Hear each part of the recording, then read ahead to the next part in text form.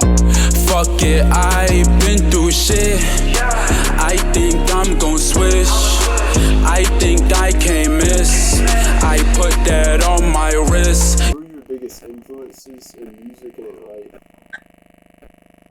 I would say my biggest influences would be. Give me a second, bro. I'd say my biggest influences would be probably Kendrick Lamar and in life my dad.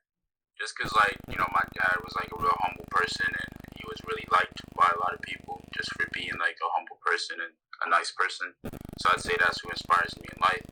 But Kendrick Lamar carries himself like in a very similar fashion. It's just like approaching music as like, you know, a craft and not letting like things get to him, and just like the way he handles his personal life and not letting like the media paint a different picture of him.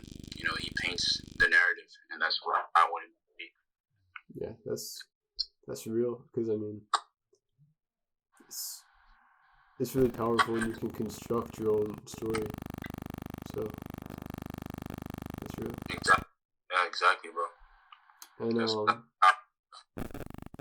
you can go ahead. No, yeah, I was just saying that's exactly how I want to do it. Yeah, that's powerful. But what are your goals in life and in music? My goals in life and music, I would say, is to basically just reach as many people as I can, you know, with my message, influence people to the point where they feel like they can relate and they can feel like they can do whatever they set their mind to. And that's my goal in like life, is just becoming like that kind of artist. That's powerful.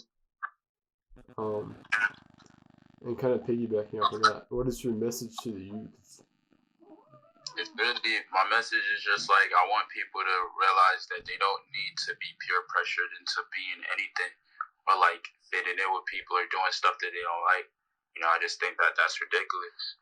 And, you know, that's what gets a lot of, like, kids, like, addicted to drugs and, you know, doing shit that they don't with. So I just want people to know, like, yo, you don't have to do any of that shit to be cool or fit in. You just need to be yourself and focus on your dreams and your goals, because life is too precious to waste. You know what I'm saying? Time on pleasing other people. It really is. That's powerful as well. Did it, bro. If someone said, "Who is Mackavon?" then what would you tell them? If someone asked who was Mackavon, I'd be like, just an artist that basically worked like half of his life, you know, into music and put in his like life story and put in his views into his music just to like influence people and be like a positive impact towards people. And I'd be like, you know, basically pay attention to that. Pay attention to his message and what he's doing. You know, regardless of when I leave this earth, you know, whatever anyone want to say about me or whatever narrative people want to like paint about me, I just want people to remember that the facts of the matter is like I really put my all into this and trying to help people. Respect.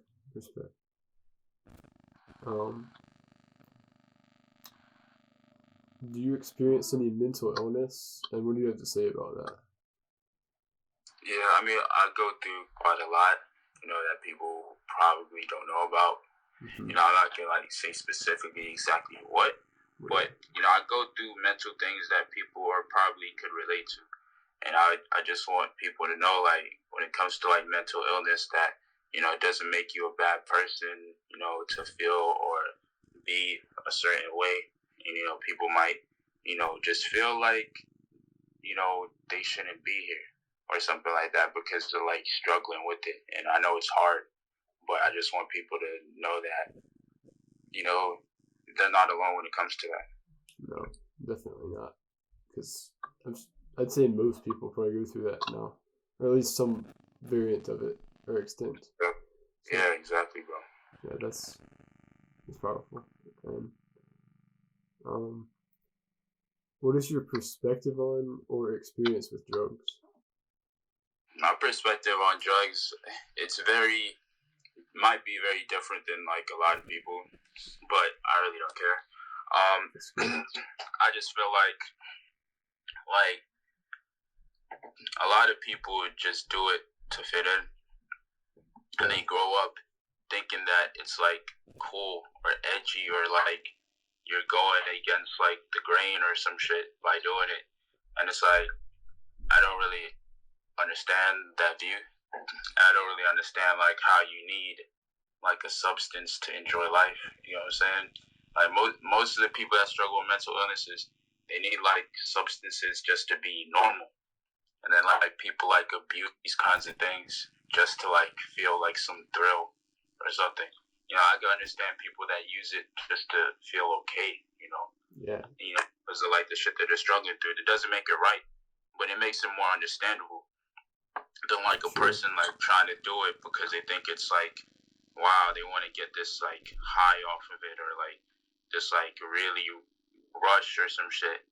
And it's just like, it's kind of selfish to me. I don't know, definitely. I might have like an unpopular opinion on it, but I just feel like why like risk your life to feel like something that you could just feel by, you know, enjoying life to the fullest. Yeah, that's, I mean, it's just ridiculous. I mean, I don't think that might be an unpopular opinion, but I don't think that's a good thing because like it's very true, especially with today's society and like youth. I mean, like it's not a very drastic example, but like the Juul, for example, like that was like wildfire at like my school. Like once one person had one and someone else saw them using it, like it's like rampant. And if you apply that to other drugs, then like obviously more serious drugs. Exactly, yeah, and yeah, that's a good example because it's like if you tell someone, you know, your opinion on it, and you go like, "Yo, why are you using this Juul?" Like, or anything in particular, you know, sometimes they can't even give you a clear answer. Like, yeah, and it's exactly. Like, it's just, you know, since I like studied psychology and sociology in school, I understand like the effect that like, you know, the crowd mentality has. Like when you see everybody else doing it, you're just like, man, I gotta try this shit. It must be cool. But the reality of the fact is, I'm gonna make it cool to not have to do shit like that. You know what I'm saying? Because I was on Instagram Live the other day, and you know these kids are coming to me talking about like, you know, struggling with drugs and shit, and I'm like, yo, you don't need that shit, bro. Like, you feel me? Like, because they don't want to do it. You can just tell, like, they're just like, nah, like, it doesn't feel like good. So I'm like, bro, don't do something that society is trying to convince you is like the coolest thing ever. That's real. I mean, society definitely paints them as cool, so. Yes, it's pretty ridiculous, but you know, for sure. I don't really care how people feel. You know, people could either just like me for my opinions or not like me. Yeah, that's all it really is when you boil it down. Yeah. Do you have any projects coming up soon? I'm working on multiple projects, and I'm planning on, you know, rolling them out a certain way. They're all gonna have different like feels and different atmospheres. That's all I'm gonna say. Like, I don't want to go too much into it, but you know, multiple projects are on the way, and slowly but surely, they're being like rolled out. I got you. That's good. That's good. You're looking forward to that, and good shit, man. This is probably a difficult question off the dome, but who's your favorite artist? I don't really have a favorite artist. Like I used to back when I was in high school and I started music and shit. Mm-hmm. Like it used to be Kendrick, then it was Isaiah Rashad. No, I think then it was Joey Badass after Kendrick. Then it was Isaiah Rashad. And then after that, I kind of stopped having favorite artists because I just started like looking into myself more as an artist, and I just kind of didn't really look up to anyone anymore. I just wanted to be my own thing. That's good. That's an important step to like get past your influences. Yeah, exactly. Yeah. What kind of music do you listen to primarily, or like what genre? Well, I mean, I started expanding like my genres, recently, like, I started listening to punk rock and shit, and rock in general. But I listen to rap. That's what got me into music. And there's other genres that I want to like start listening to as well. But I haven't found the time to get into them yet. But those are basically what I'm starting to like, get into. Yeah, for sure. Yeah, I listen a decent bit of rock as well, and it's definitely got like similar themes and like elements as modern rap. Yeah, it does. Like, I'm starting to realize that. Yeah, it's crazy. And what's it like to be an artist? I'd say it's pretty difficult. It's not like a dream that people think it is. Like, you go through a lot of struggles and a lot of insecurities in yourself, and just like seeing like other artists like progress past you, sometimes that can hurt, your feelings. But you gotta like find a way to differentiate yourself and look at yourself and look at your journey as something separate from everyone else, because once you get to the place that you want to be at, no one else can have that, only you can have that, and that's what makes you like special as an artist. That's just my advice to people out there that are artists. For sure, because once you build something for yourself, then no one can take it away. I mean they can take away other things like your life, or like they can steal from you, but they can't take away like your artistry, Exactly. So that's you made that. For sure. All right, we've only got a few more. Okay. When did you start making music? Or like when you first like when I started making it? Yeah. I'd say like when I really started making it was probably like 16-ish, that age. And that's when I really started like recording music and shit like that. And I'd say that's like I was writing music before, but I wasn't really recording like anything official. I got you. 16. What's your favorite candy? Favorite candy? Yeah. I don't really have a favorite candy, but I'd say like I like chocolate a lot. Like chocolate's nice. I don't really eat like those like sweet ass candies that much like I used to, but like not really. Like I feel like chocolate is the way to go. True, chocolate slap. Yeah. Where do you see yourself in 5 years? 5 years? Yeah. I'd say in 5 years I'm definitely gonna be global. I'm definitely gonna be on tour, and I'm definitely gonna be one of the biggest artists of my generation. And, people might, like, look at this interview now and be like, wow, that's, like, cap. But watch, like, in 5 years. Yeah, exactly. It's the mindset and the drive you put into it. So, Exactly. I don't doubt that at all. Yeah. Where do you usually get your inspiration from? Where do I get my inspiration from? Yeah. I get my inspiration from my life, to be honest. Like, the things that I go through and the thoughts that I think, and that's really my primary inspiration. It's the best one. It's coming right from. What's your favorite video game? Video game? Yeah. Right now, currently, I'm playing Spider-Man, and I really like that. I didn't play it when it first came out, but I really like the game right now because he's my favorite hero. So it just feels amazing to step into like that world, and I feel like I can relate to Spider-Man because like he's a guy that goes through like struggles like everyone else, even though he has this big like responsibility and he's kind of famous in his own right.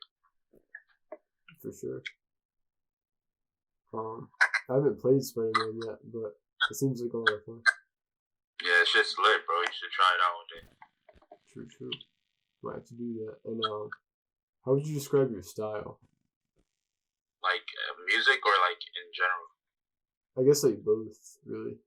Well, my music is across all types of spectrums, and it can't be labeled. And once people see like everything that I have and come in and everything that I have in store, I feel like they'll be just wowed by that shit. Just like they were like blown away by Lost Your Mind because of like me singing and shit like that. There's a lot more different shit that I could do, and as my style, like I'm really into fashion a lot. So like I'd probably wear shit that other people wouldn't wear, like unconventional things. Like I don't know, man. I just like looking cool to myself. Yeah, that's really good, and yeah, it helps you like express yourself as well. So Yeah, exactly, bro. what's your relationship with Ian Dior and Poor Stacy? Well, I met Ian Dior and Port Stacy at the I Can't Sleep video shoot. I got to talk to them a little bit, and I got to talk to Port Stacy, but Ian Dior was really the person who left the mark on me.